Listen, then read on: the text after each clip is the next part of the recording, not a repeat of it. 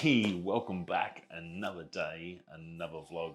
Great to have you back wherever you are, especially all you fantastic podcast people out there. If you're listening, big shout out to you. We hit a big target for me. 2,000 listens. Doesn't sound like a much, I guess, to say Joe Rogan. It's probably about 2 minutes. But to a little fella like me that only started last year in the podcasting, to have 2,000 people open and listen to my podcasts, it's pretty amazing. Look, I hope I've helped out in some way. I hope I've been able to talk you through some things or convince you to go back to doing some photography or go on traveling or hiking or any of that over the last 12 months. Yeah, pretty stoked about that. I did notice we were getting up there to 1900 in the last couple of weeks. We've had a heap of people listening, so yeah, awesome. I did have a little bit of a breakdown of the stats of where everyone's from. It seems like a large percentage of you lovely people are from the States. So yeah, wherever you're from, States or anywhere else in the planet, if you're listening, yeah, they're running, sitting in the back porch, having a nice glass of red or kicking back, thanks for stopping by and spending your valuable time listening to me waffle on.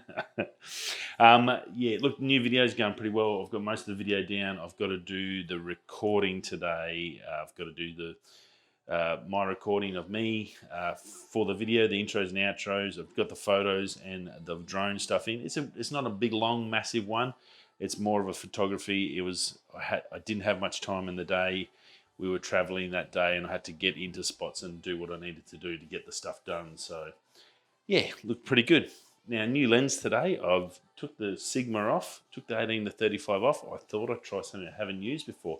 Now it's the 24mm f1.4, I think.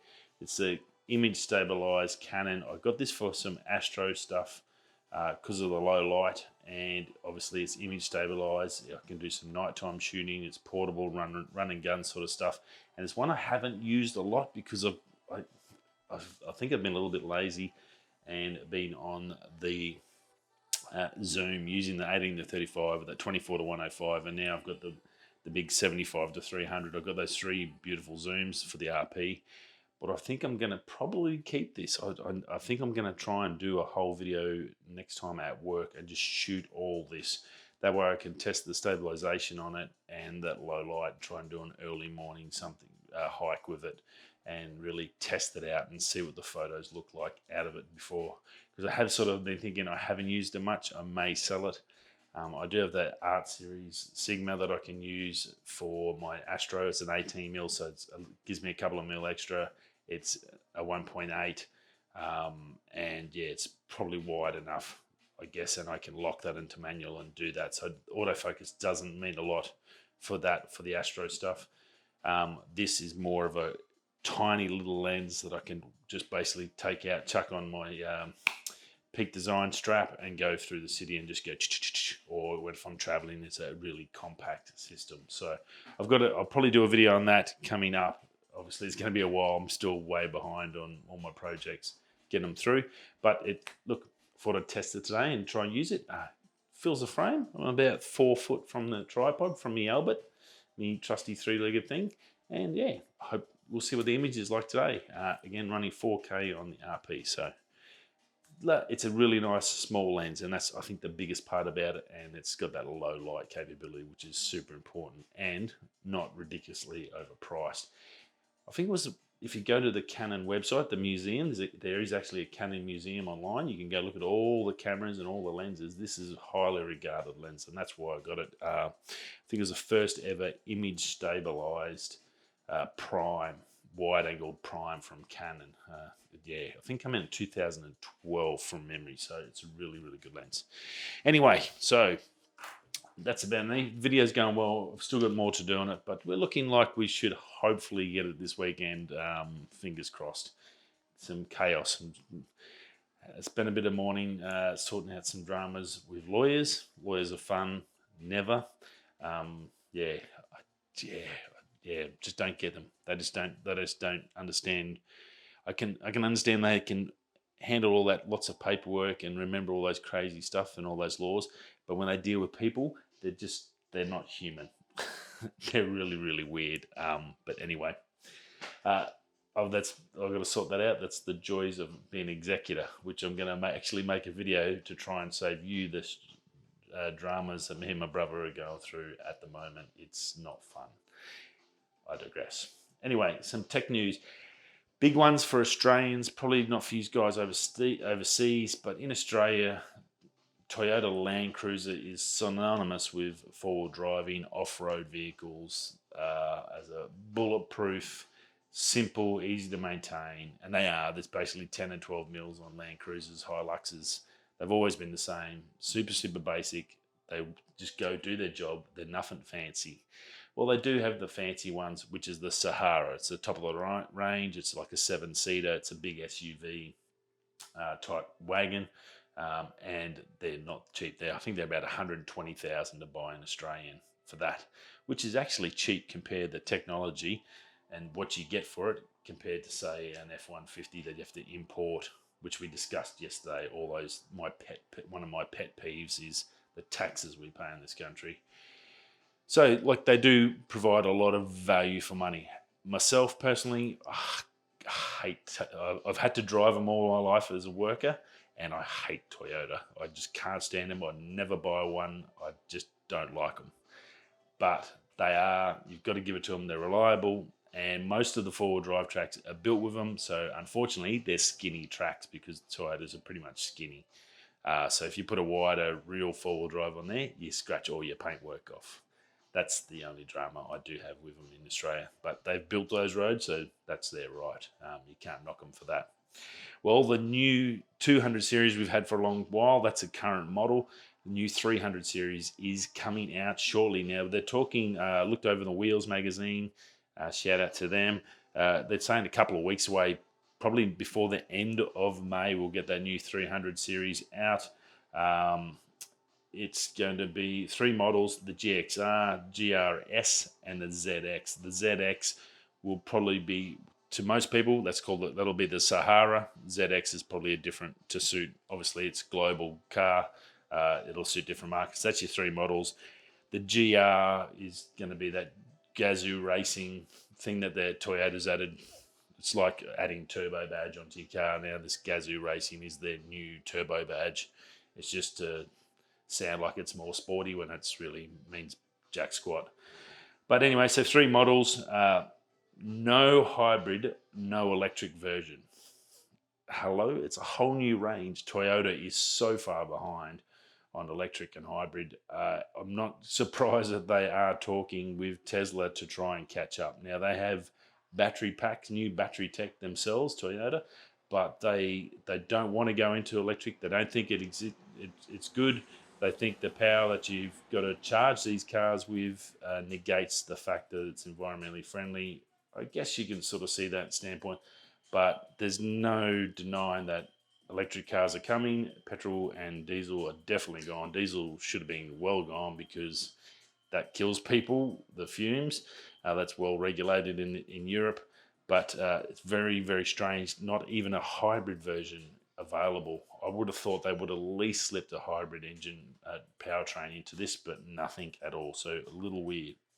So you've got a 3.3 diesel V6 turbo and a 3.5 twin turbo V6 petrol. So 2 of them, end of 2021, they'll be in Australia, maybe early 22, depending on COVID delays, which we all are fond of now and have adapted into our lives. Now it takes 5 weeks to get anything through the post. Having said that, I just today got a new filter case from Nissan. Ordered it online like 4 days ago, and somehow it got here delivered today. Just ridiculous. Probably had it upside down. I had an old pouch, and I've just upgraded to that. A little bit more protection when all my filters are traveling and I can just drop it like that now, and I don't have to. No concern, I'll break it. The other one was the soft pouch, so super stoked with that. And just one of those odd ones that you order it and then 3 days later it turns up, but you order something from the same location, it takes 5 weeks to get here. So you've got to be lucky. So yeah, look, now it's a 10-speed auto only, independent suspension on both the bottom models, the Sahara, I'll just refer to it as Sahara, it's the top of the range. That's going to have AVS, so adaptive variable suspension. It's super complex. It basically measures and checks and adjusts everything as you're riding to get a nice flat, smooth ride. So look, that'll be pretty cool, I'm sure. The base 2 models get 18-inch. The Sahara will get 20-inch rims on it, alloys. It's going to be, I'm assuming the price range is going to be the same. You see the thumbnail to have a look to see the differences. Very much square at the front, very, I guess, Americanized on the front. That big square grills definitely got more chunky on the front and a little bit more cornerish. It used to be a very round car. Now it's definitely getting that bit more Nissan Patrol look to it, which I think the Nissan Patrol looks actually better than this.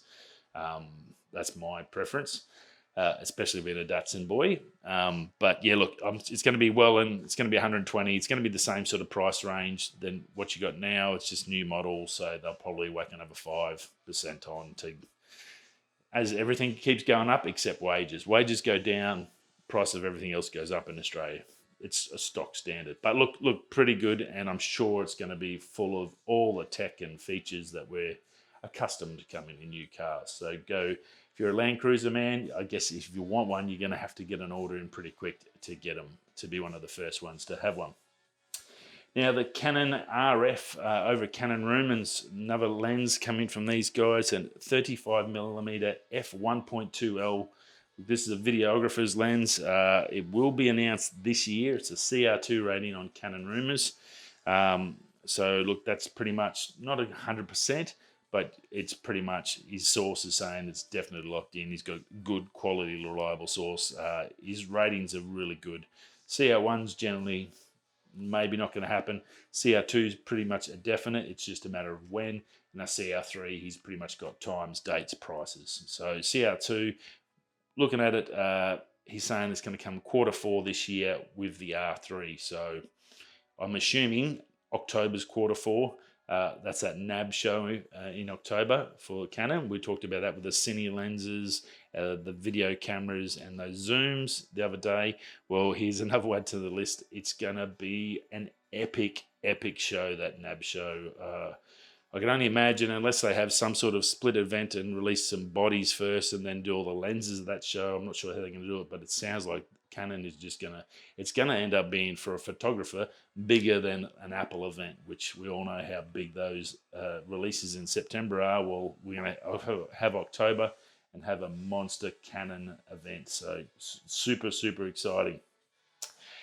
Big news in the streaming world. Amazon has paid 11 billion Australian dollars, 11 billion to buy out MGM Studios. So that's just the studio. I'm not sure if that includes the hotel chain and other things, but just the studio. So it's the film and the TV rights and all whatever programs fall under the MGM are now going to be part of the Amazon Prime streaming group. It just, I guess, enhances what they have to offer to their customers. It's a big deal. Netflix, we know, is the king of the hill. Amazon has some good stuff, but a lot of it's middle of the road. They do need a lot extra to entice you to pay that extra money to go with them. I did have it for a couple of shows, but then a lot of it is blocked because we're not in America, and I still have that problem with them. The good stuff you can't get to. It's very complex. The Amazon streaming platform is nowhere near as easy as a Netflix, Stan, or an Apple. They need to fix that side out as well, so it's very complicated. And look, the new iMacs, if you haven't seen it already on YouTube, or you haven't heard about them, I guess if that's a possibility. New iMacs, the multicolored, rainbow-flavored Skittles variety iMacs are out. Super thin bezels, super thin body, TV screen, and all that sort of stuff. They are out. The reviews are out. I had a quick look at Mark MKBH, or Mark Lees Brownlee. He's normally pretty on point with everything. And like him, myself, I am, and I think you're going to get 99% of people, those white borders on the the bezels around the screen white, then you have a different colored chin. Now, I can understand the chin because that's where all the hardware goes, and basically everything that runs the computer is in there. So that's fine. I can understand that. But why in the hell's earth have they put a big, thick white bezel around that? If it's only to put the webcam on there, it just makes zero sense. They could have easily had a pop-up webcam out there. It's still only 1080. It's not even a 4K webcam or a decent camera. So it's pretty average anyway. So you could easily dump that down the bottom. His reasoning, and I guess it's pretty valid, is the fact that if you've got white, it'll blend into the background. Well, here's an even better idea. How about not having a border, just having the screen and putting the camera somewhere else? That's what I'd do anyway. But yeah, weird. But other than that, they look fantastic. Performance on them is sensational. If you're coming from an old iMac and you've been waiting to upgrade, look, this is going to be chalk and cheese. It's going to be 10 times better than what you've got now. It's going to be a fantastic upgrade. It's going to be a great computer for people at home and just chilling out and just want a basic computer to do internet shopping, do their bills, do their paperwork on there. It's going to have everything you need on there to do that. So I would definitely say a good value proposition. To get that quality screen with the M1, basically a Mac Mini powerhouse in it, you're not going to beat it by buying a Mini and a screen. So look, this is a good value proposition. And look, it's going to look good no matter where you stick it, except for that border, that white border. It gets me. Those little decisions, But I'm assuming you're going to have a D brand or one of these vinyl skin companies be able to come out and change that or do it, or you can just paint it. I guess there's got to be options out there to get rid of it. It looks terrible. Apple, why? That just makes zero sense why you'd need a border in 2021. Anyway, that's it for me. I will see you all again tomorrow for Thursday's show. Have a fantastic day. I've got to take my car back in and get an extra wiring loom put in. So I've got controls. New head deck in the car looks fantastic. Super stoked with the big Touareg. The channel has its own beast of a car to run around and get all these shots and do the videos. So super excited about the rest of 2021. I'll see you all again tomorrow. Stay safe. We'll be coming this way. That way, go buy some merch. Peace.